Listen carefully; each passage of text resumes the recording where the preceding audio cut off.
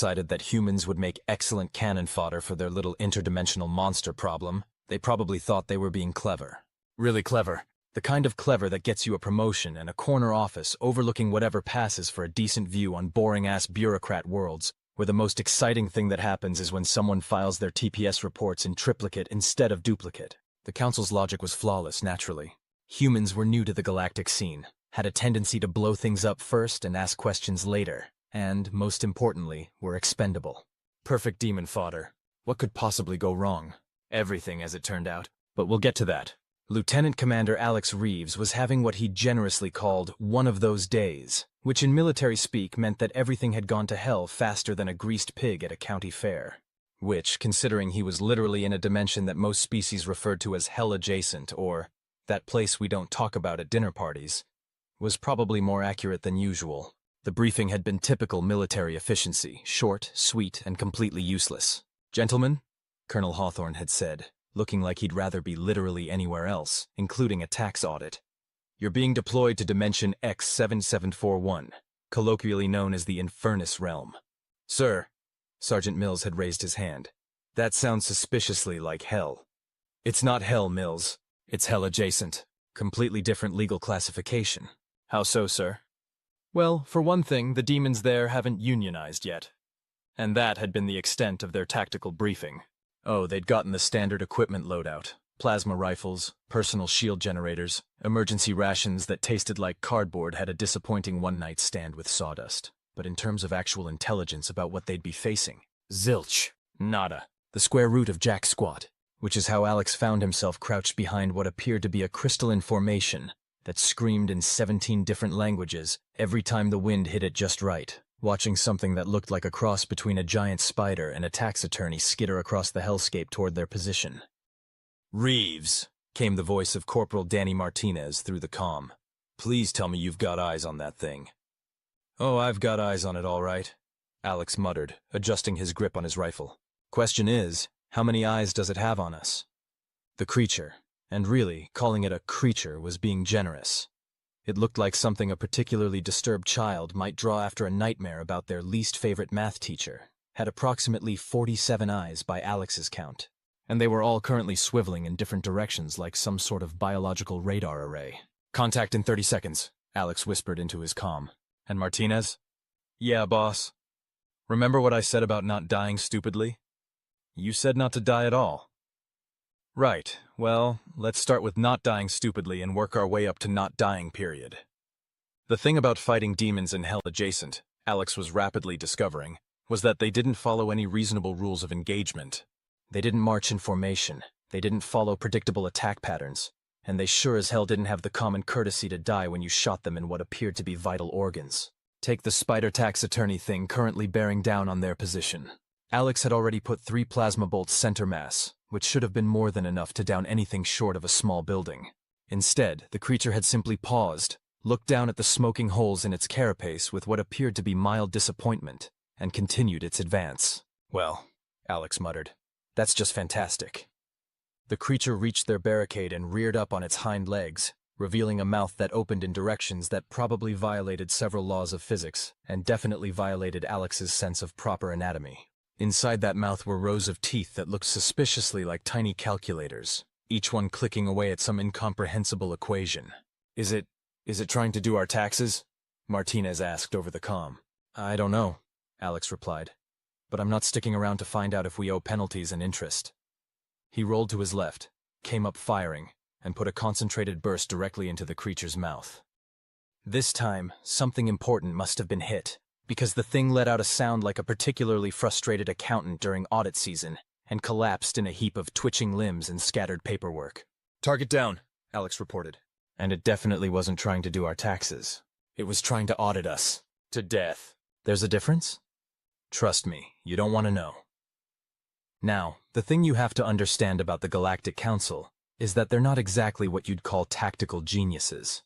They're more like that friend who suggests ordering pizza for a dinner party of 30 people, and then acts surprised when someone points out that 2 large pepperonis might not be quite enough. The Council's brilliant plan for dealing with their dimensional monster problem had been elegantly simple. Find the newest, most aggressive species in the galaxy. That would be humans, in case you weren't keeping track. Tell them there were bad things that needed shooting, and point them in the right direction. What could be simpler? What they hadn't counted on, because apparently none of them had bothered to actually read the reports about humans beyond the parts that mentioned their alarming tendency to violence, was that humans had this inconvenient habit of not dying when they were supposed to. More inconvenient still, they had an even worse habit of adapting to things that should have killed them, and then turning around and using those things as tools. Case in point, 3 weeks into the deployment, Alex's squad had gone from barely surviving encounters with minor demons to actively hunting the things for spare parts. "Reeves," Martinez called out, hefting what appeared to be a modified demon claw attached to the barrel of his plasma rifle. "You seeing this?" Alex looked up from where he was field stripping a weapon that had previously been attached to something with too many tentacles and not enough respect for personal space. "What have you got?" "Check this out." Martinez fired his rifle, and instead of the normal plasma bolt, a stream of what could only be described as concentrated nightmare erupted from the modified barrel, striking a nearby rock formation and reducing it to component atoms with extreme prejudice. "Where the hell did you learn to do weapons modifications like that?" "YouTube," Martinez said with a shrug. "Amazing what you can learn from a 14-minute tutorial." Alex stared at him. "YouTube? Yeah, man. Some kid from Nebraska posted a video called Demon Tech Hacks You Won't Believe. Turns out most of this stuff is just crystallized fear and concentrated bad memories. Pretty easy to work with once you know what you're doing. And you learned this from a teenager. Hey, don't knock it. Kid had 12 million views. This was the point where Alex realized that the Galactic Council had made what military strategists like to call a fundamental miscalculation. They hadn't just sent humans to die fighting demons. They'd sent humans to learn from demons. And if there was one thing humans were disturbingly good at, it was taking other people's technology and finding new and creative ways to use it, usually involving explosions. "Sir," came another voice over the comm. "Specialist Williams, their communications expert and part-time philosopher. You might want to see this." Alex made his way over to Williams' position, where the younger man was hunched over a piece of equipment that looked like someone had crossed a standard military radio with a Ouija board and then taught it to swear in dead languages. "What am I looking at, Williams?" "Intercepted communications from the local demon command structure," Williams said, looking pleased with himself. "Turns out they've got their own version of military radio." "And, sir?" "They're scared." "Scared of what?" "Us, sir. Apparently we're not behaving the way we're supposed to." Alex considered this. "How exactly are we supposed to behave?" Williams consulted his notes. "According to their tactical briefings, we should have been completely wiped out within the first 72 hours of deployment. After that, they were planning to use our dimensional rift as a highway into normal space." Alex nodded. "And instead?" "Instead, we've been here 3 weeks. We've established a fortified perimeter. And yesterday Martinez figured out how to turn demon bile into improvised explosives. That explains the smell. The point is, sir, they're requesting reinforcements. A lot of reinforcements." Alex looked around their makeshift base camp, which had grown from a simple defensive position to something resembling a small military installation. The humans had done what humans always did when dropped into an impossible situation. They'd adapted, improvised, and overcome. Also, they'd started collecting souvenirs. "Williams," he said finally, "patch me through to command. I think it's time we had a conversation with the people who sent us here." The Galactic Council chamber was exactly as pompous and self-important as Alex had imagined. Lots of marble, unnecessary columns, and beings from across the galaxy all trying very hard to look wise and authoritative. It was like the United Nations, if the United Nations had been designed by someone with a serious classical architecture fetish and access to anti-gravity technology. The holographic projection system they were using for the communication was top-notch, though. Alex could see every detail of the council members' faces, which meant he could see exactly how uncomfortable they all looked. Council Prime Zerathi, a being that looked like someone had tried to cross an octopus with a filing cabinet, was the first to speak. "Colonel Reeves, we trust your mission is proceeding according to expectations?" "Well," Alex said, settling back in his chair, "that depends on what your expectations were." "The mission parameters were clear," interjected Council Member Vorthak, who appeared to be made entirely of crystallized bureaucracy. "Establish a presence in the Infernus realm. Hold the dimensional breach against hostile incursion. Maintain position until further notice." Alex noticed the pause. "Until further notice, or until we all got killed and you didn't have to worry about us anymore?" The uncomfortable silence that followed was answer enough. "Right," Alex continued. "Well, here's the thing. We've established a presence, all right. We've also established supply lines, defensive fortifications, and a rather thriving trade relationship with some of the local demons. Trade relationship? Zarathi's tentacles twitched in what was probably alarm. Oh yeah. Turns out not all demons are mindless killing machines. Some of them are just trying to make an honest living, same as anyone else. There's this one guy, Grizzlethorpe the moderately intimidating, who runs a little shop out of a converted skull cave. Makes excellent armor modifications. Grizzlethorpe, as Alex had learned over the past few weeks, was a fascinating study in contradictions. Standing 8 feet tall with traditional demonic features, horns, scales, the occasional wisp of sulfurous smoke, he'd somehow managed to transition from professional nightmare inducer to small business owner with remarkable success. His customer service skills were impeccable, his pricing was fair, and he'd never once tried to steal anyone's soul during a transaction. Council member Blarthex, who looked like a cross between a mushroom and a middle manager, leaned forward. Colonel, you were sent to hold back the demonic forces, not engage in commerce with them. See, that's where you might have been a little unclear in the mission briefing, Alex said. Because holding back demonic forces and establishing diplomatic relations aren't mutually exclusive activities. Especially when it turns out that most of the demonic forces you're worried about are actually refugees from the deeper hells. And they're just as interested in not getting eaten by the really nasty stuff as we are. The council members exchanged what could generously be called meaningful looks, and which more accurately could be called, oh shit, this wasn't part of the plan, looks. Furthermore, Alex continued, we've discovered that your interdimensional breach isn't just a one-way portal that demons might use to invade normal space. It's part of a much larger network of rifts that connect multiple realities, several of which contain resources that could be incredibly valuable for galactic civilization. Resources? Vorthak's crystalline structure seemed to brighten slightly. Oh, sure. There's this one dimension that's basically nothing but crystallized time. Another one that seems to be made entirely of spare energy. And don't get me started on the reality where the laws of physics are more like friendly suggestions. The engineering applications alone could revolutionize space travel. Alex could practically see the dollar signs lighting up behind their eyes. Or eye equivalents, in the case of species that didn't actually have eyes. But here's the kicker, he continued. The only reason we've been able to establish these relationships and discover these opportunities is because you sent humans to do the job. Any other species would have either died in the first week or followed orders and just sat there shooting at things. And humans don't follow orders? Zarathi asked. Alex laughed. Oh, we follow orders. We just have this nasty habit of thinking about them first, and then finding creative ways to achieve the mission objectives that weren't explicitly prohibited in the briefing. Such as? Well, for instance, you told us to hold back the demons. You didn't say we couldn't do it by establishing a multinational, multi-species, multi-dimensional alliance and setting up a joint defense force that benefits everyone involved. The silence that followed was the kind of silence that happens when a group of people suddenly realize that their carefully laid plans have not only gone completely sideways, but have somehow ended up working out better than they could have possibly imagined. Colonel, Zarathi said finally, what exactly are you asking of this council? I'm not asking for anything, Alex replied. I'm telling you what's going to happen. We're going to continue our mission in the Infernus realm. We're going to continue building relationships with the local inhabitants. We're going to continue exploring the dimensional network and cataloging resources and opportunities. And in return, you're going to stop treating this like a suicide mission and start treating it like the most important diplomatic and exploration operation in galactic history. Which, frankly, it probably is. Alex stood up, straightening his uniform. Oh, and one more thing. We're going to need a bigger budget. Grizzlethorpe's armor modifications don't come cheap, and Martinez wants to set up a proper workshop for his demon tech experiments. The holographic connection ended, leaving Alex standing alone in what had become his office.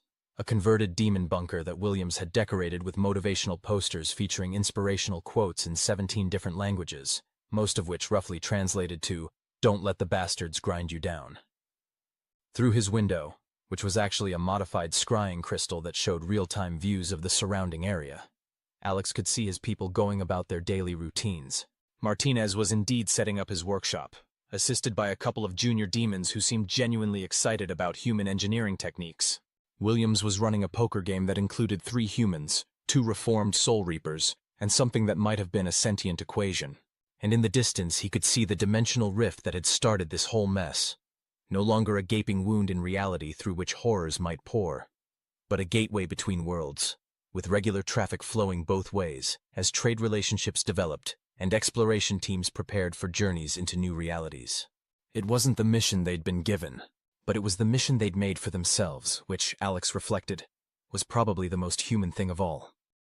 6 months later, the Infernus realm had become the most unlikely success story in recent galactic history. What had started as a desperate measure to contain a dimensional threat had evolved into a thriving interdimensional trading post, research facility, and diplomatic hub. The humans weren't just holding back demons anymore. They were working with them, learning from them, and in some cases, teaching them things that were revolutionizing the way multiple species thought about reality itself. Alex was reviewing the latest reports when Martinez stuck his head into the office. "Boss, you got a minute?" "Always. What's up?" "Remember that kid from Nebraska I mentioned? The one with the YouTube channel? The demon tech expert?" "Yeah." Martinez grinned. "He wants to do a documentary. Turns out the Galactic News Network picked up his story about human-demon cooperation, and now everyone wants to know how we pulled this off." Alex leaned back in his chair, which was upholstered with something that had previously been trying to eat him, but now served as surprisingly comfortable furniture. "A documentary about our military operation in Hell Adjacent?" "Hell yeah," Martinez said, then paused. "Sorry, couldn't resist." "And what did you tell him?" "I told him to talk to you." "But boss, I think we should do it. I mean, look what we've accomplished here. 6 months ago, the Council was ready to write us off as acceptable losses. Now we've got trade agreements with 27 different dimensional entities. We've mapped 16 new realities. And Williams has invented a universal translator that works with languages that don't technically exist yet." Alex considered this. The truth was, they had accomplished something remarkable. Not just the mission they'd been given, but the mission they'd chosen. They'd taken an impossible situation and made it work through nothing more than human stubbornness, creativity, and the apparently universal principle that most problems could be solved if you just sat down and talked to people like reasonable adults. Even if some of those people happened to be demons. "You know what, Martinez? Set it up. But I have one condition." "What's that?" "Make sure they get Grizzlethorpe in the documentary. Guy's been our best supplier, and his story about transitioning from professional nightmare inducer to small business owner is honestly inspiring." Martinez nodded. "Already on it. Williams is helping him work on his English for the interview. His English is fine." "Yeah, but he wants to make sure he doesn't accidentally curse anyone while he's on camera. Bad for business, apparently." After Martinez left, Alex turned back to his reports, but found himself looking out the window instead. In the distance, he could see construction crews, a mix of humans, demons, and a few species he still couldn't identify, working on expanding the Dimensional Gateway facility. What had started as a military fortification was becoming something unprecedented, a truly interdimensional community. His comm unit chimed with an incoming message from Council Prime Zarathi. Alex opened the channel, and the familiar tentacled face appeared on his screen. "Colonel Reeves, I trust operations continue to exceed expectations?" "That's one way to put it," Alex replied. "What can I do for you, Prime?" "The Council has been reviewing your progress reports, and we find ourselves in the unusual position of needing to thank you for not following orders." Alex raised an eyebrow. "Come again?" "The economic and scientific benefits from your creative interpretation of the mission parameters have been extraordinary. The energy crystals from Dimension C4477 alone have revolutionized power generation across 17 star systems. The temporal stabilizers from the Kronos realm have made faster-than-light travel 30% more efficient. And the less said about the philosophical implications of your contact with the sentient mathematics dimension, the better." "All in a day's work," Alex said. "Indeed. Which brings me to my point. The Council would like to formally expand the Infernus realm operation and place it under your permanent command. We're prepared to offer you a promotion to full colonel, along with a significant budget increase and authorization to recruit additional personnel." Alex was quiet for a long moment.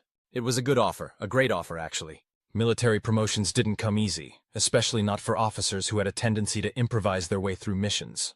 "There's just one thing," he said finally. "Of course, what are your terms?" "No terms. Just a clarification. You said you want to expand the operation and place it under my permanent command." "Correct. The thing is, Prime, it's not under my command now. Hasn't been for months." Zarathi's tentacles twitched in confusion. "I don't understand." Alex smiled. "Take a look around.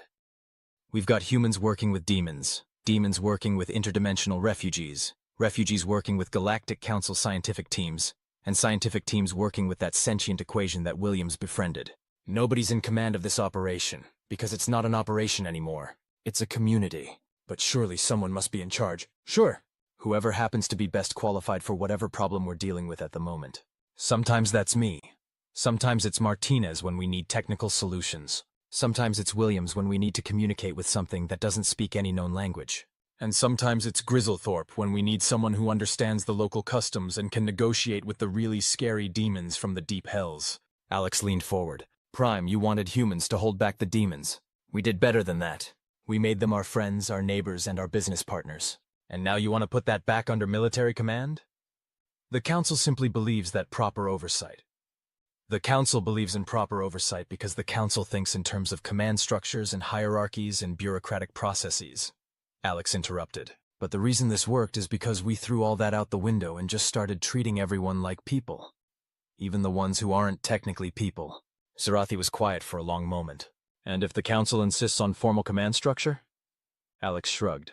Then you'll probably find that your new community becomes a lot less cooperative. Humans don't like being micromanaged, and it turns out demons like it even less. Plus, that sentient equation Williams befriended? It's got some pretty strong opinions about bureaucratic efficiency, and most of those opinions involve mathematical proofs that bureaucracy is literally impossible. I see. Look, Prime, I appreciate the promotion offer, I really do.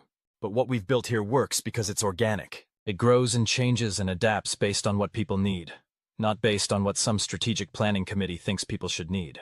Alex stood up and walked to his window, looking out over the bustling interdimensional community that had grown up around the former military installation. You want oversight? Come visit. See what we've built. Meet the people involved. But don't try to turn it back into a military operation, because that's not what it is anymore. And what would you call it? Alex thought about it. Home, he said finally. I'd call it home. The documentary, when it finally aired 6 months later, broke viewership records across 12 different species broadcasting networks. The kid from Nebraska, who turned out to be a surprisingly competent journalist despite being 17 and having learned everything he knew about interdimensional politics from the internet, had managed to capture something that most galactic media had missed entirely. The story wasn't about humans conquering demons or establishing military dominance over a hostile dimension. It was about what happened when you took people from completely different realities, threw them together in an impossible situation, and gave them the freedom to figure out how to make it work. The most memorable moment came near the end, when the camera followed Alex through a typical day in the community. The footage showed him starting his morning with a briefing from Martinez about a new dimensional gateway that had opened up in what appeared to be a reality made entirely of compressed music. Then consulting with Williams about communication protocols for a species that communicated through interpretive dance. Then meeting with Grizzlethorpe about expanding the armor workshop to accommodate the growing demand from multiple dimensions. But the moment that really captured everyone's attention was when the camera caught Alex having lunch with a group that included 2 humans, a reformed soul harvester, something that looked like a living geometry problem, and a demon who had apparently been an accountant before the transition to small-scale manufacturing. They were arguing about the best way to organize a community festival that would celebrate the cultural traditions of 17 different dimensional origins, and the conversation was exactly as chaotic and ridiculous as you'd expect. But what came through clearly was that these weren't military personnel following orders, or diplomatic representatives following protocol. They were friends, figuring out how to throw a party together. The interviewer asked Alex about it later. How do you make it work? How do you build cooperation between species that are so fundamentally different? Alex had looked directly into the camera and shrugged. Same way you make any relationship work, I guess. You talk to each other. You figure out what everyone needs. You compromise when you can, and you stand firm when you can't. And you remember that everyone, human, demon, sentient equation, whatever, everyone just wants to be treated with respect. Even demons? Especially demons. Do you have any idea how hard it is to get respect when you're literally from hell? These guys have been dealing with that prejudice their entire existence. Treat them like people instead of monsters, and most of them are happy to return the favor. The documentary ended with footage of the community festival they'd been planning, a 3-day celebration that featured human music, demonic cuisine, mathematical poetry from the sentient equations, and a collaborative art installation created by beings from 7 different realities. But perhaps the most telling moment was the final shot. Alex standing at the edge of the dimensional gateway, looking out over a community that had grown far beyond anything anyone could have planned or predicted. as beings from across multiple realities went about their daily lives in what had become the galaxy's first truly interdimensional society. The caption simply read, "Mission accomplished." 2 years after the initial deployment, Alex found himself back in the Galactic Council chambers, but this time the circumstances were considerably different. Instead of a desperate military briefing, he was here to present the annual report on what was now officially known as the Interdimensional Cultural and Economic Exchange Zone. The name was terrible, but it had been chosen by committee, so Alex hadn't expected much better. The council chamber itself had changed too. Where before, there had been formal seating arranged in rigid hierarchical patterns, now there were comfortable chairs arranged in a rough circle, with spaces left for beings who didn't actually sit in chairs. The whole setup looked more like a community meeting than a military tribunal, which Alex supposed was appropriate. "The numbers speak for themselves," Alex was saying, gesturing to the holographic displays showing trade volumes, scientific discoveries, and cultural exchange programs. Cross-dimensional trade has increased by 4,000% over the past 2 years. We've cataloged resources from 37 different realities, established diplomatic relationships with over 60 sentient species, and facilitated cultural exchanges that have enriched communities across 17 star systems. Council Prime Zerathi, who had grown noticeably more relaxed since their first conversation, nodded approvingly. "The economic benefits alone have exceeded our most optimistic projections." "Economics are just part of it," Alex replied. "The real success is in what we've learned about cooperation and communication. When you bring together beings from different realities, literally different realities, with different physical laws and different ways of thinking, you have to develop new ways of understanding each other. And those techniques turn out to be incredibly useful for solving problems within our own dimension." "Such as?" Alex smiled. "Well, for instance, that mathematical entity that Williams befriended? It helped our engineers solve a faster-than-light navigation problem that had been stumping researchers for decades. Turns out when you can think in 11 dimensions simultaneously, plotting courses through hyperspace becomes a lot more straightforward." "And the demons?" "Grizzlethorpe's armor modification techniques have been adopted by 7 different military organizations. Apparently, when you've spent millennia crafting personal protection against things that exist primarily to cause suffering, you develop some pretty sophisticated approaches to defensive technology." Alex pulled up another display showing what looked like an organizational chart, but instead of the rigid hierarchies typical of military or government structures, it looked more like a web, with connections flowing in all directions between different groups and individuals. But the biggest success has been in demonstrating that large-scale cooperation doesn't require centralized command and control. The community essentially runs itself, with leadership rotating based on expertise and situation. When there's a technical problem, the engineers lead. When there's a diplomatic crisis, the diplomats take point. When someone needs to negotiate with the really scary stuff from the deep dimensions, we let Grizzlethorpe handle it. "And this doesn't lead to chaos?" "Just the opposite," Alex said. "It leads to efficiency. People are more invested in solutions when they have a voice in creating them. And when leadership is based on competence rather than rank, you tend to get better results." Council member Blarthex, the mushroom bureaucrat hybrid, leaned forward. "Colonel, are you suggesting that the Galactic Council should consider similar organizational reforms?" Alex paused, considering his words carefully. "I'm not suggesting anything about how the Council should organize itself. What I'm saying is that we've demonstrated a model that works for large-scale, complex, multi-species cooperation. Whether that model has applications elsewhere is up to other people to decide." But he was smiling when he said it. The real test of their interdimensional community came 8 months later, when long-range sensors detected something approaching through one of the deeper dimensional gateways, something that registered on threat assessment scales as apocalyptically hostile, and probably don't try to negotiate with it. The thing itself defied easy description, partly because it existed in more dimensions than most beings could perceive, and partly because looking at it directly tended to cause temporary insanity in anyone with a standard 3-dimensional nervous system. The best the sensors could manage was extremely large, definitely malevolent, and approaching fast. "Well," Alex said, looking at the readings from the command center that had grown up around the original military installation, "this is new." "Boss," Martinez called from his workstation, "I'm reading massive dimensional disturbances across the entire gateway network. Whatever this thing is, it's disrupting connections between realities." Williams looked up from his communication station. "The deep dimension demons are evacuating. Whatever they're running from, it's got them scared enough to abandon territories they've held for millennia." Alex turned to Grizzlethorpe, who had become their unofficial liaison with the deeper realms. What are we looking at? The demon, who had long since dropped any pretense of being intimidating, looked genuinely worried. Ancient hunger, he said in his gravelly voice. Old thing from the void between realities. It feeds on dimensional energy itself. If it reaches the gateway network, it'll collapse the connections between dimensions, Alex finished, trapping everyone in their home realities and cutting off all the trade and communication we've built up. Worse, Grizzlethorpe said. It will consume the energy that keeps realities stable. Dimensional collapse on a massive scale. Alex looked around the command center at the faces, human, demonic, and otherwise, of the people who had become his colleagues, his friends, his community. 2 years ago, he'd been sent here to hold a military position until he died. Now he was looking at the end of everything they'd built together. Right, he said. So, what do we do about it? The planning session that followed was unlike anything in military history, mostly because it involved strategic input from beings whose thought processes operated according to completely different rules of logic and physics. The humans approached the problem with their typical combination of tactics, engineering, and barely controlled violence. The demons contributed their knowledge of deep dimensional threats and their understanding of how reality worked when you got down to the fundamental levels.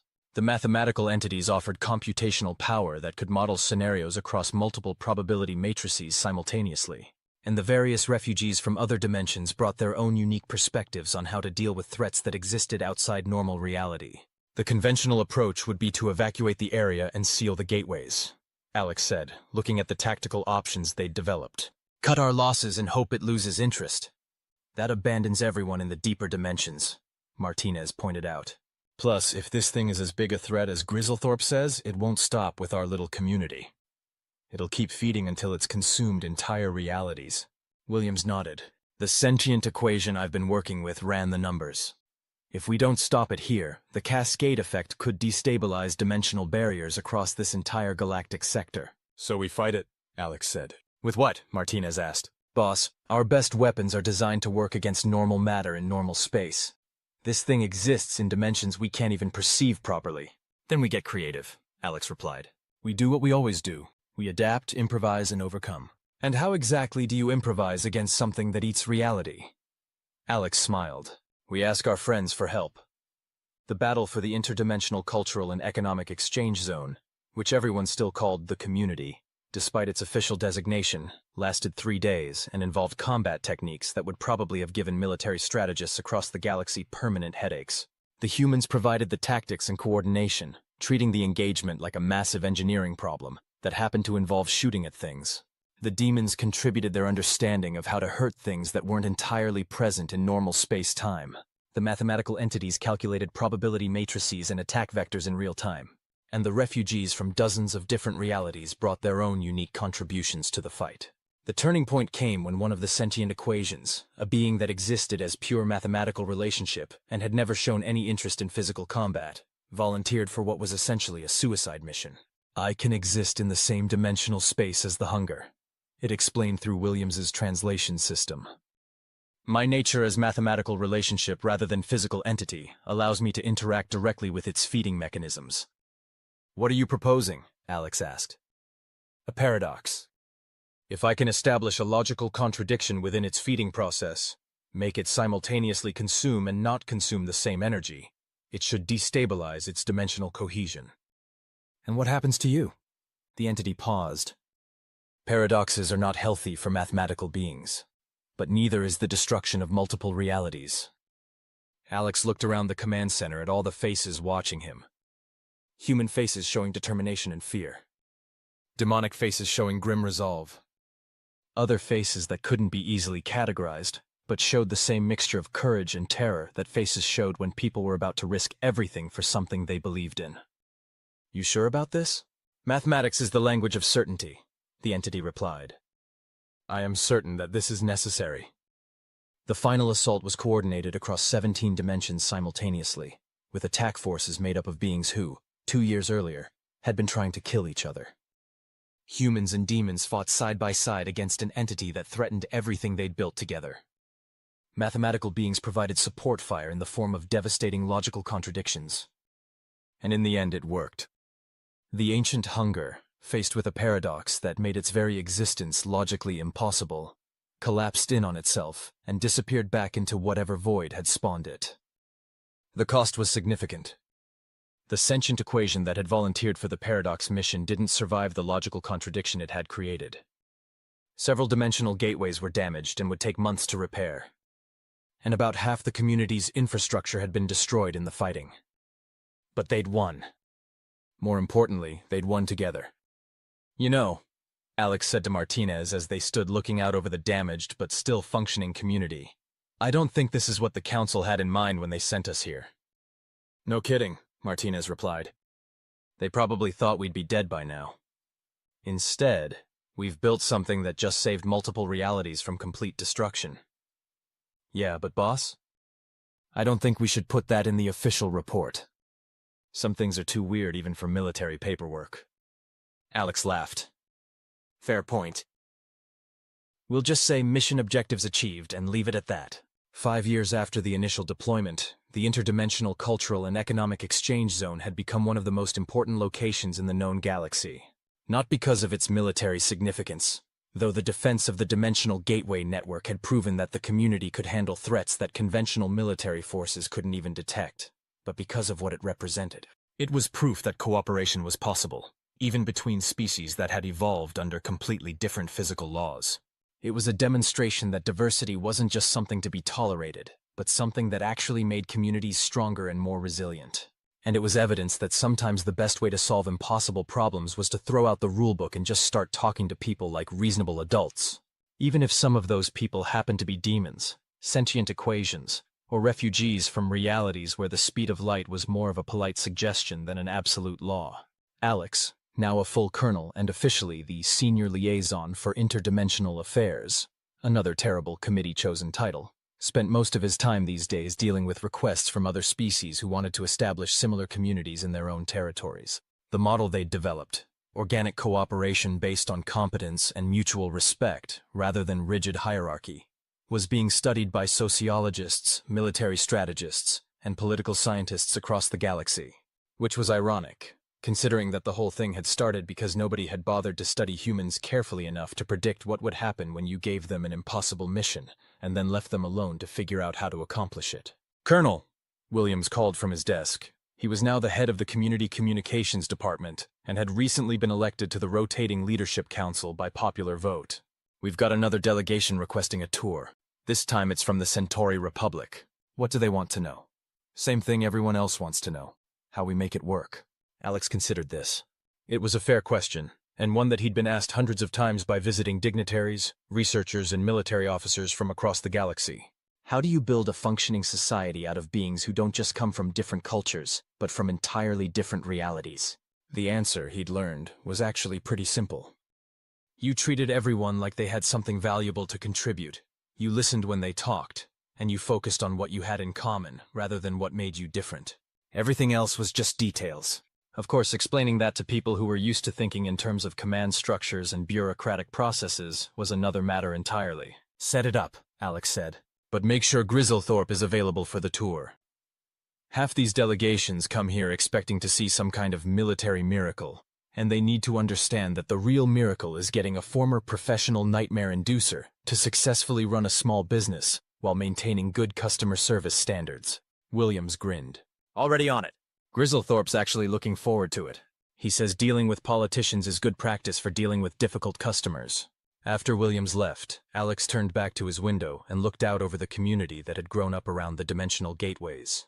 The original military installation was still there, but it was dwarfed now by the sprawling collection of buildings, workshops, residences, and meeting spaces that housed the most diverse population in galactic history.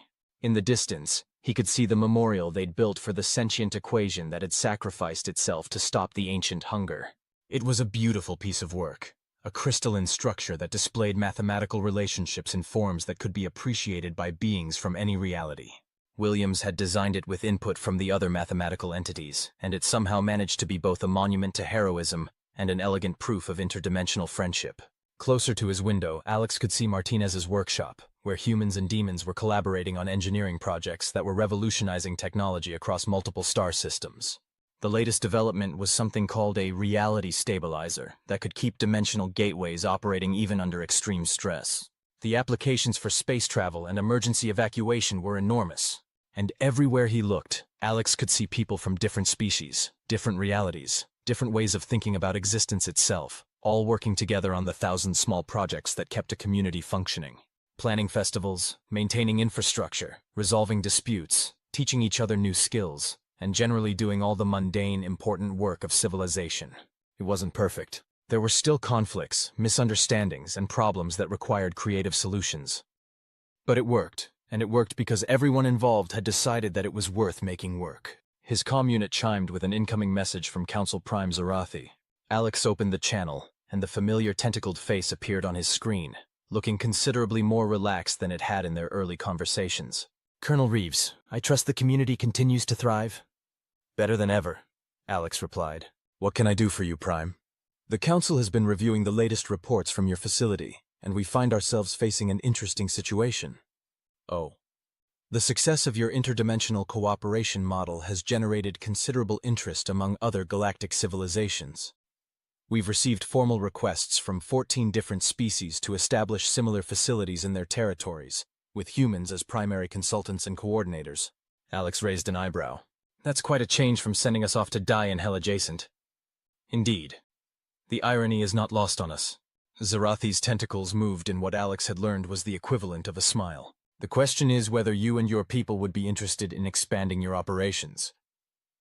Alex was quiet for a moment, considering the implications. More communities like this one, spread across the galaxy, each one serving as a hub for interdimensional cooperation and cultural exchange. It was an ambitious vision, and one that could fundamentally change how galactic civilization operated.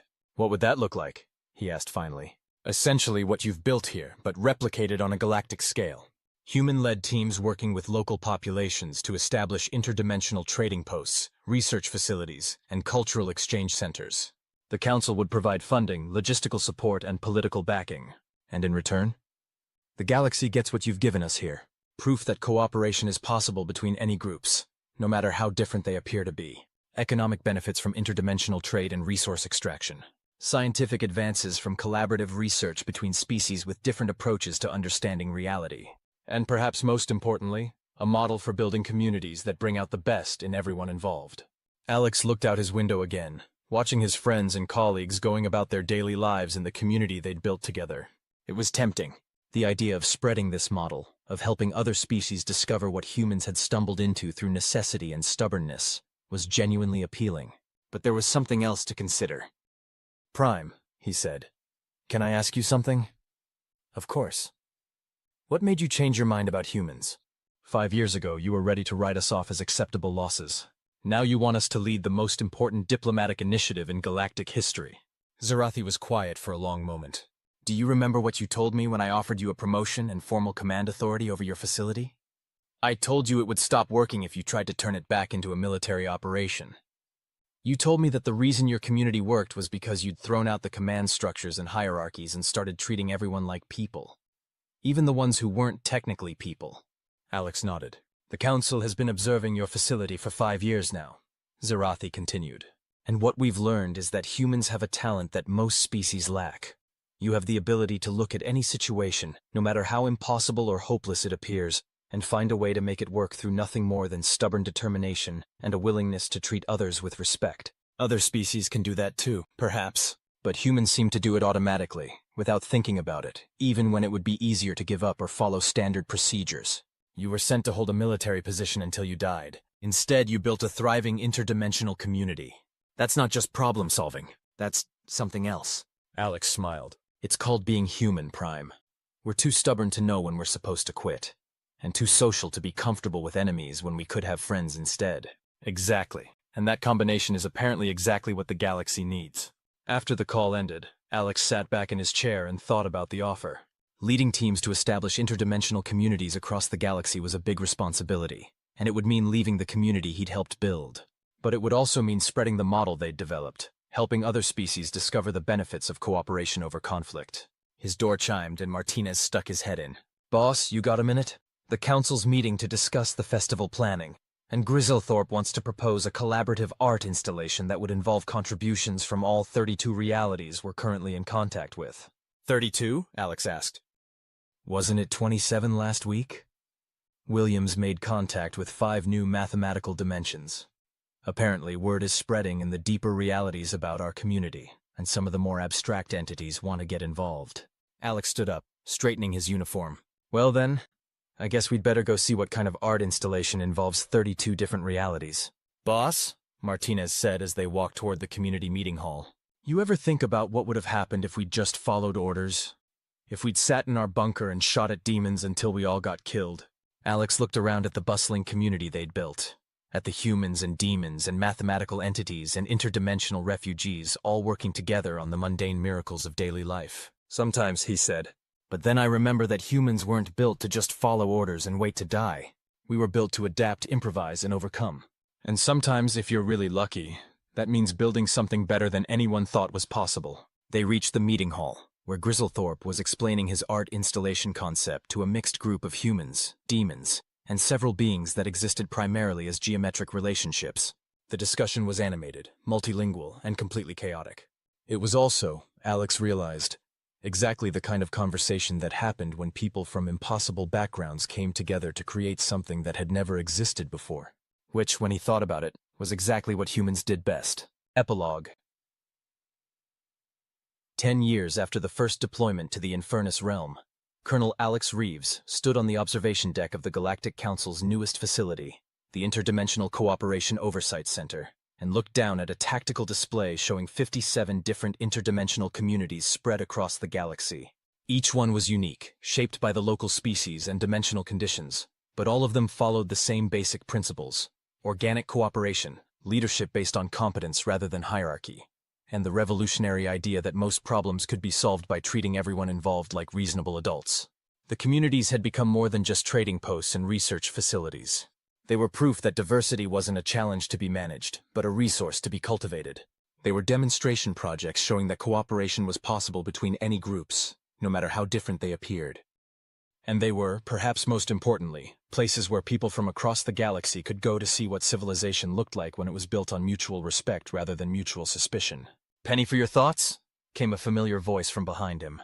Alex turned to see Martinez approaching, wearing the insignia of a lieutenant colonel and looking pleased with himself. "Just thinking about how far we've come," Alex replied. "Remember when our biggest concern was not getting eaten by tax attorney demons?" "Good times," Martinez said with a grin. "Simpler times. Now I've got interdimensional engineering teams asking me to help them build reality stabilizers for species I can't even pronounce the names of. Complaints? Are you kidding?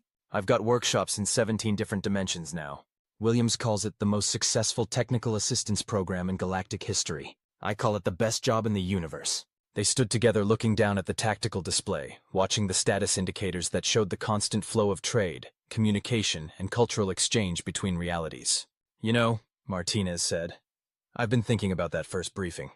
When Colonel Hawthorne told us we were being deployed to Hell Adjacent to hold back the demons." "What about it?" "He was right. We did hold back the demons. We just did it by making them our friends instead of our enemies." Alex laughed. "I'm not sure that's what he had in mind." "Maybe not. But it worked." A new indicator appeared on the tactical display. Another dimensional rift opening up. This one in a previously unexplored region of space. According to the sensors, it was connecting to a reality that appeared to be inhabited by entities made of crystallized music. "Well," Alex said, watching the new contact protocols automatically engaging, "looks like we're about to make some new friends. Should we send a team?" Alex smiled, thinking about the community they'd built in the Infernus realm, and all the other communities that had grown from that initial success. Communities where humans worked alongside demons, mathematical entities collaborated with refugees from collapsed realities, and the most important qualification for leadership was a willingness to listen to other people's ideas. "Yeah," he said, "let's send a team, but make sure they know the rules." "Which rules are those?" "The same rules we've always followed. Treat everyone like people, even if they aren't technically people. Listen more than you talk. Focus on what you have in common, rather than what makes you different. And remember that most problems can be solved if you just sit down and approach them like reasonable adults." Martinez nodded. "Got it. Anything else?" Alex thought about it for a moment, then smiled. "Yeah. Tell them to have fun. The galaxy's a big place, full of impossible people doing impossible things. Might as well enjoy the ride." As they walked away from the observation deck, Alex caught a glimpse of the memorial wall that had been installed in the center's main corridor. It listed the names of everyone who had contributed to the success of the interdimensional cooperation program, from the first deployment team to the latest volunteers. At the top of the list, in a place of honor, was a simple inscription: "To the sentient equation designated William's prime mathematical friend, who taught us that sacrifice and logic are not mutually exclusive concepts." Below that were hundreds of other names, representing dozens of species and multiple realities. Humans and demons, mathematical entities and interdimensional refugees, all of them united by nothing more than a willingness to work together towards something better than what they'd started with. Alex paused to read some of the names, remembering faces and stories and the thousand small moments that had built up into something extraordinary. Then he continued on his way, heading toward his office,